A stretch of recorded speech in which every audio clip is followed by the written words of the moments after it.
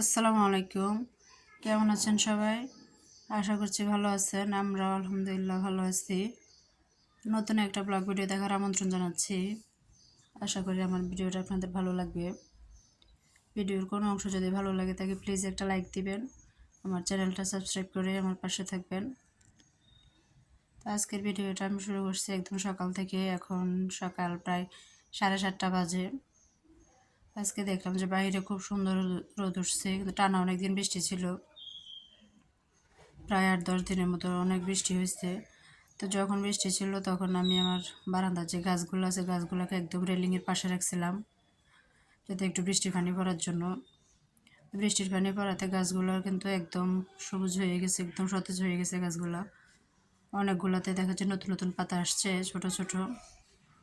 তো অনেক পানি যত পড়ছে টবগুলোতে প্রায় পানি জমে গেছে। তো আজকে সবগুলোকে একটু পানি ফেলে দিয়ে এগুলোকে আবার রেলিংয়ের এই পাশ থেকে পাশে নিয়ে এসেছি, যেহেতু আজকে রোদ উঠছে কিছুটা রোদ লাগার জন্য। তো গাছগুলোকে এপাশ থেকে এপাশে সরে দিয়ে আমি আরেকটা বারান্দায় এসেছি। তো আমাদের বারান্দা থেকে বাইরের দিকে তেমন একটা প্রাকৃতিক দৃশ্যটা দেখা যায় না। এখানে যেদিকে তাকাই ওদিকে শুধু বিল্ডিংগুলাই দেখা যায়। তো আমি এখানে দাঁড়িয়ে একটু আকাশ দেখতেছিলাম, যেহেতু খুব সুন্দর রোদ উঠছে আজকে। তো এখানে দেখলাম যে বেশ কিছু পাখি, কিছু কবুতর, কাক উড়াউড়ি করতেছে। আমি সকালে বাজারে পাঠিয়েছিলাম। তো বাজারে পাঠিয়ে বাইরের দিকে দেখতেছিলাম। তো বাইরে পরিবেশটা দেখতে দেখতে আমার বাজার থেকে চলে আসছে। সেই পাখিগুলো খুব সুন্দর করে উঠতেছিল এখানে। আকাশটা একদম ঝকঝকে হয়ে গেছে। বাজার থেকে আজকে বেশ কিছু সবজি আর মাছ নিয়ে আসা হয়েছে। তো সবজির মধ্যে এগুলা ঝিঙে আর চিচিঙ্গা, তারপরে কিছু লেবু, আর এখানে কলা। এগুলাই নিয়ে আসা হয়েছিল আজকে বাজার থেকে। এগুলো লেবু। আর এখানে বেশ বড় সাইজের 2টা কাতলা মাছ নিয়ে আসা হয়েছে। মাছগুলো একদম তাজা ছিল। তো মাছগুলোকে এখন আমি বের করে নিয়েছি প্যাকেট থেকে। বের করার পর এগুলোকে কেটে নিব। 2টা মাছই কেটে নিব এখন আমি।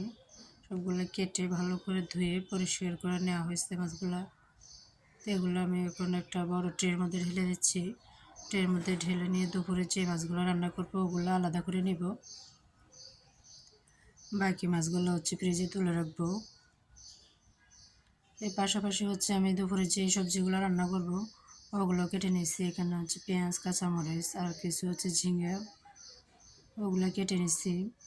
আর এখানে কিছু সবজি ভাজি করব। সবজির মধ্যে এখানে চিচিঙ্গাটা আনা হয়েছিল বাজার থেকে। সেখান থেকে একটা চিচিঙ্গার বাসায় কিছু কাঁকরোল ছিল। তো চিচিঙ্গার কাঁকরোলগুলো কুচি করে কেটে নিচ্ছি, ওগুলো ভাজি করব।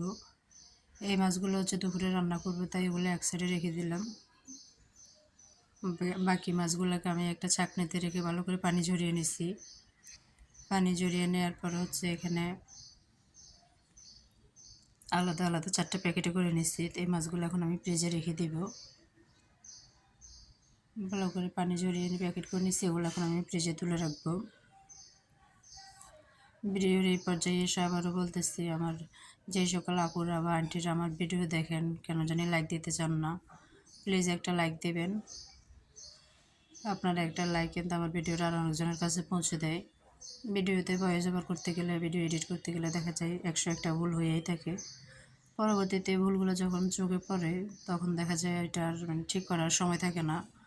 ঠিক করার সময় থাকলে অনেক সময় দেখা যায় আর ঠিক করা হয়ে ওঠে না। তো সেই ভুলগুলো আপনারা ক্ষমা সুন্দর দৃষ্টিতে দেখবেন। আপনাদের সাথে কথা বলতে বলতে এখন আমার রান্নাবান্না প্রায় শেষের দিকে। তো যে সবজিটা কুচি করে নিয়েছিলাম, চিচিঙ্গা আর কাঁকরোল, করলা না সরি কাঁকরোল, ওটাকে ভাজি করে নিচ্ছি। আর এখানে কাতলা মাছের সাথে ঝিঙ্গা, এটা রান্না প্রায় শেষের দিকে। এখানে একটু ধনেপাতা কুচি দিয়ে তারপর নামিয়ে নেব। বাজার নিয়ে আসার সময় তখন কিছু সিঙ্গারা সমোসা আনা হয়েছিল, কিছু পেয়ারা আনা হয়েছিল।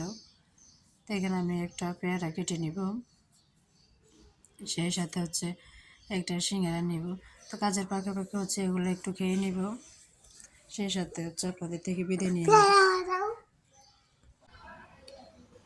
এখানে পেয়ারা কেটে নিয়েছিলাম। তো রান্না করার জন্য যে পেঁয়াজগুলো কুচি করে নিয়েছিলাম সেখান থেকে একটু পেঁয়াজ কুচি নিয়ে নিছি সিঙ্গারার সাথে।